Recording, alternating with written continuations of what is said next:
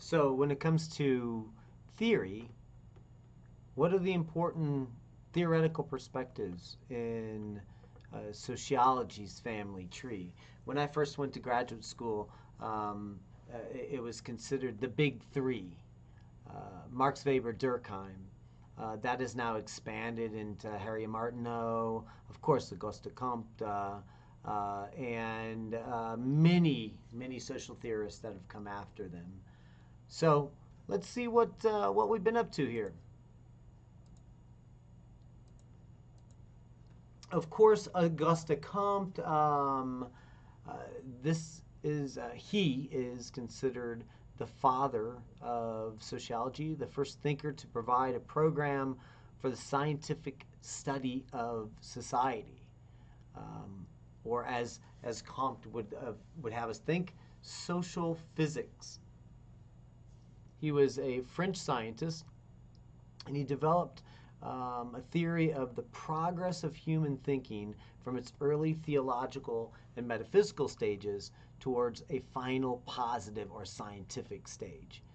He, of course, laid the groundwork for future sociologists and helped to establish the discipline itself.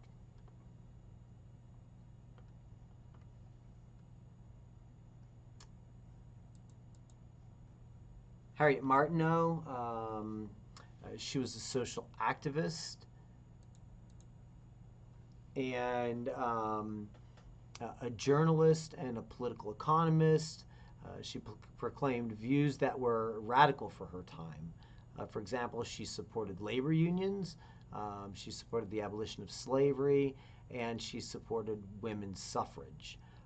She was also an activist who traveled throughout the United States, championing these causes that were dear to her. And she ultimately translated Comte's work from French to English, making his ideas accessible to England and America as well. Herbert Spencer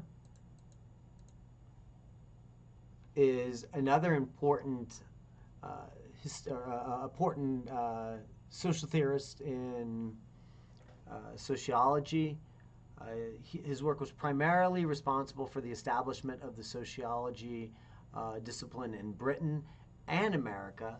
Although Spencer did not receive academic training, he grew up in a highly individualistic family and was encouraged to think and learn independently. His interests turned to journalism.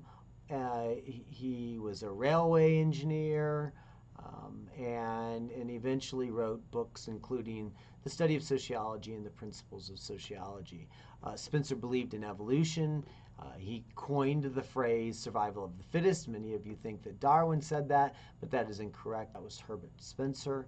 And he believed that societies evolve through time by adapting to their changing environment. His philosophy is often referred to as social Darwinism. Talking about the sociological perspective, think about Herbert Spencer and how he is a byproduct. Here he is trying to create an idea of how societies evolve, and he's a product of a time where Darwin is talking about how species are evolving, and you can imagine how Spencer's ideas were very much affected by the writings of Darwin, and how this debate was really raging throughout the late 1800s and the early 1900s.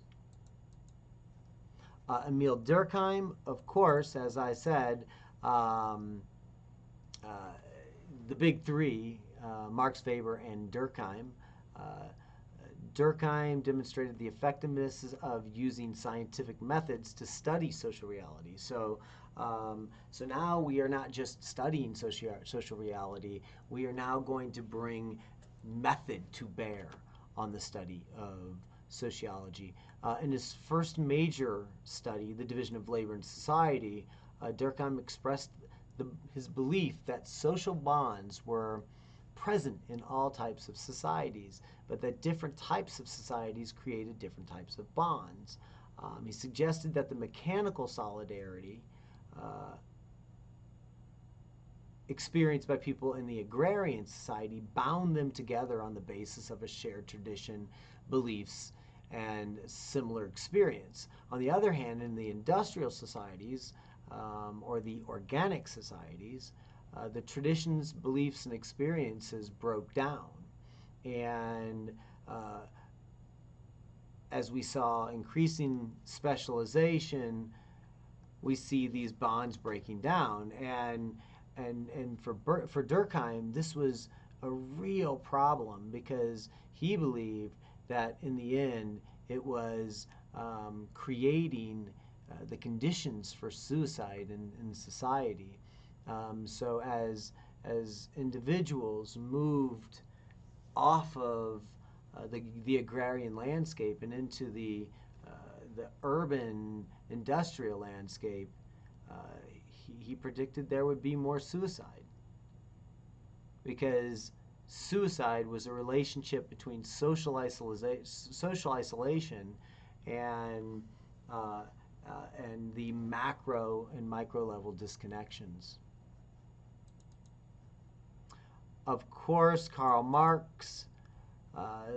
Marx was sociologists have found Marx theories continue to provide powerful tools for understanding social phenomenon. His idea that conflict between social groups is central to the workings of society and serves as the engine of social change is one of the most vital perspectives in society today. He noted that a small percentage of the population own the means of production and thus were able to exploit the masses and thereby ensure greater gains for themselves. Marx, of course, was a German philosopher. He was a political activist, kicked out of a few countries for his ideas, and he, of course, laid the foundations for what we know as conflict theory today.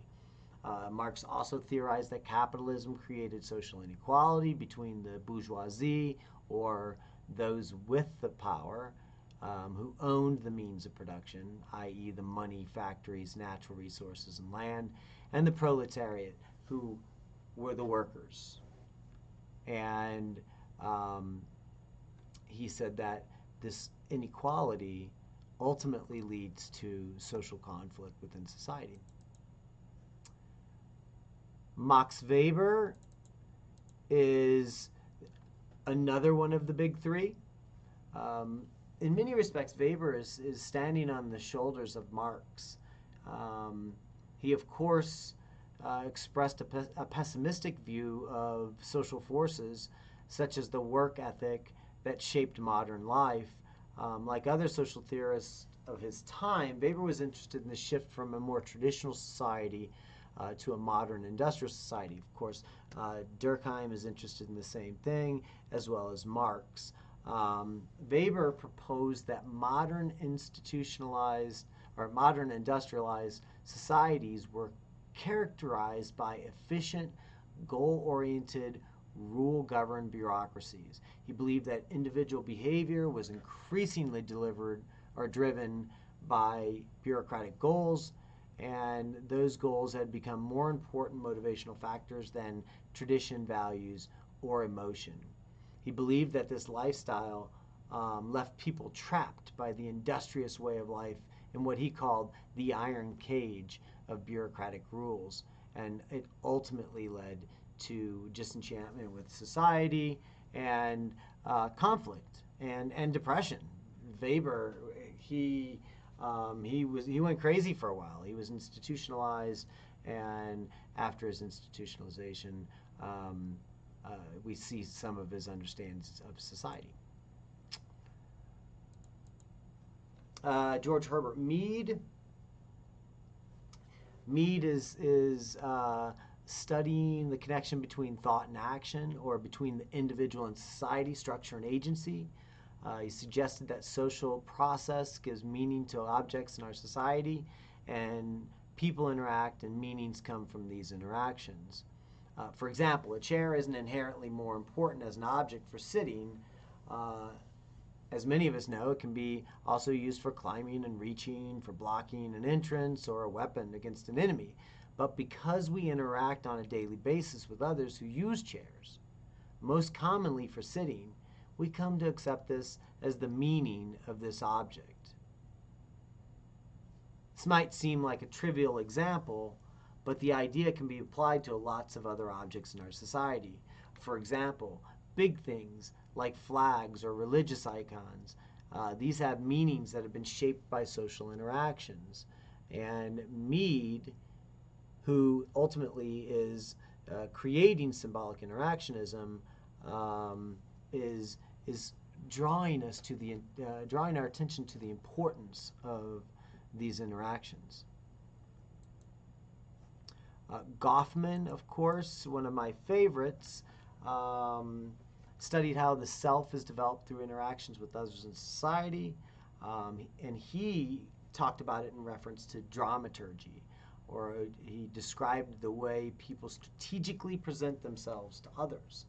He found it interesting that a person could act one way in front of his or her parents and yet act totally differently in front of his friends. When you think about it, people are usually very adept at recognizing the social situation they are in and then acting accordingly. This does not suggest, though, that we are always acting. So you have to ask yourself, when are you acting? In my life, what I try to do is present the same self no matter what situation I find myself in. I don't want to transform my character. I want to be consistent from one setting to another.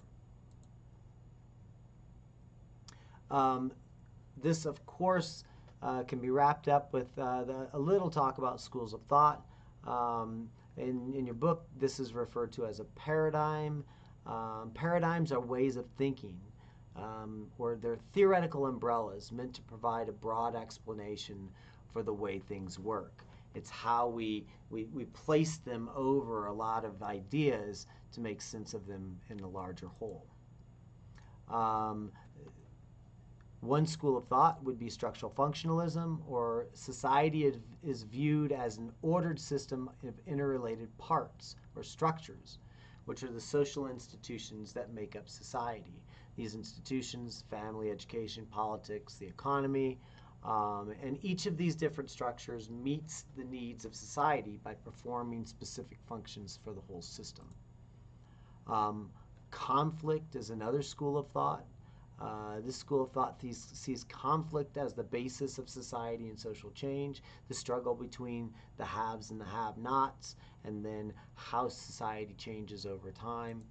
And then, of course, symbolic interactionism, where we're seeing interaction and meaning as the central tenet of society, and how that assumes that meanings are not inherent, but rather are created through interaction.